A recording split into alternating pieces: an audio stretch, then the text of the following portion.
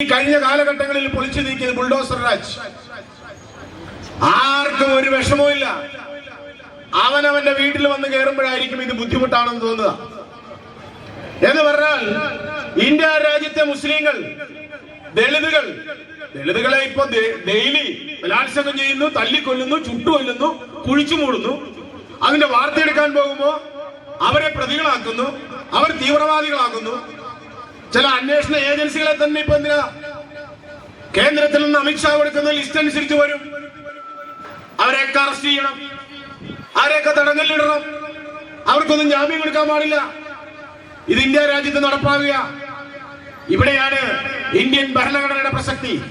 ആ പ്രസക്തി ഉള്ളപ്പോൾ തന്നെ അത് വേണ്ട രീതിയിൽ പ്രയോഗിക്കാത്തത് കൊണ്ടാണ് ന്യൂനപക്ഷങ്ങൾക്ക് ഇവിടെ പ്രതിസന്ധി നേരിട്ടുകൊണ്ടിരിക്കുന്നത്. രാജ്യത്ത്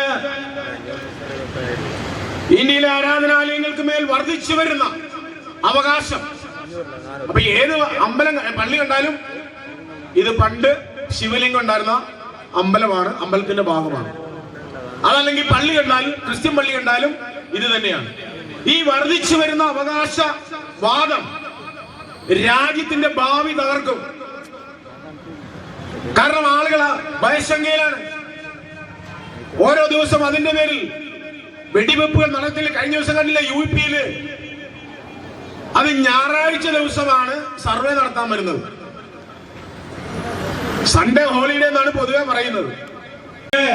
മുസ്ലിങ്ങൾ അനുഭവിക്കുന്ന ദുരിതം എന്ന് പറയുന്നത് കേരളത്തിൽ കുഴപ്പമില്ല, തമിഴ്നാട്ടിൽ വലിയ പ്രശ്നമില്ല, കർണാടകയിലും പ്രശ്നമില്ല.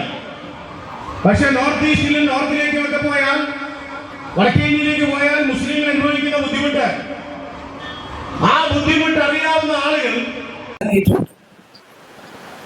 കഴിഞ്ഞ പാർലമെന്റ് തെരഞ്ഞെടുപ്പിൽ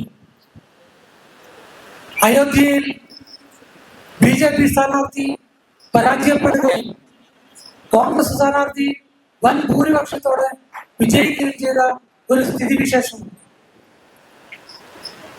അതോടുകൂടി BJP ഒരു കാര്യം മനസ്സിലാക്കി, അയോധ്യയിൽ ഇനി ഞങ്ങൾക്ക് വോട്ട് തരില്ല. അതുകൊണ്ട് ഇന്ത്യയിലെ മറ്റു മസ്ജിദുകളെ അത് തകർക്കണം എന്ന് പറഞ്ഞുകൊണ്ട് അന്തരീക്ഷത്തിൽ ലൈവായിട്ട് നിർത്തുക. അങ്ങനെ നിർത്തുമ്പോൾ മാത്രമേ BJPക്ക് പിടിച്ചു നിൽക്കാൻ കഴിയൂ എന്ന് കഴിഞ്ഞ തെരഞ്ഞെടുപ്പോടുകൂടി അവർ മനസ്സിലാക്കിയിട്ടുണ്ട്. ഈ ഇന്ത്യ സംരക്ഷിച്ചു പോരേണ്ടത് ഇന്ത്യക്കാരന്റെ ആവശ്യമാണ്.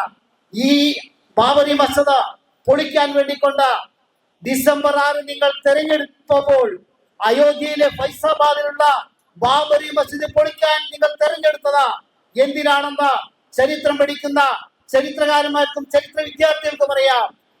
പൂർണ്ണ നിശബ്ദതയിൽ നിൽക്കുന്ന ഒരു ജനാധിപത്യ രാജ്യത്താണ് നാം ജീവിച്ചുകൊണ്ടിരിക്കുന്നത്. ഇന്ന് രാജ്യം, ഞാൻ മനസ്സിലാക്കുന്നു, രാജ്യം ഹിന്ദുത്വ രാജ്യമായി പ്രഖ്യാപിച്ചിട്ടില്ല എന്നുള്ളത് മാത്രമേ ഉള്ളൂ. പലരും മറക്കുന്നത് പോലെ മറക്കാൻ മനസ്സില്ല എന്നാണ് CPIക്ക് പറയാനുള്ളത്. നിങ്ങളുടെ മനസ്സിൽ നിങ്ങൾ ഒരു മസ്ജിദ് പണിയണം, ആ മസ്ജിദിന് ബാബരി മസ്ജിദ് എന്ന് പേരിടണം. എന്നിട്ട് നിങ്ങൾ അതിന്റെ കുപ്പകൾക്ക് പെയിന്റ് അടിക്കണം. എല്ലാ വർഷവും നിങ്ങൾ അത് പുതുക്കിക്കൊണ്ടിരിക്കണം. ഇൻഷാ അല്ലാഹ് വരുന്ന നാളുകളില്, നേരത്തെ ഇവിടെ നമ്മൾ ഉദ്ഘാടന പ്രാസംഗികൻ സൂചിപ്പിച്ചു, ഇതിനൊരു അവസാനം വേണമെന്ന്.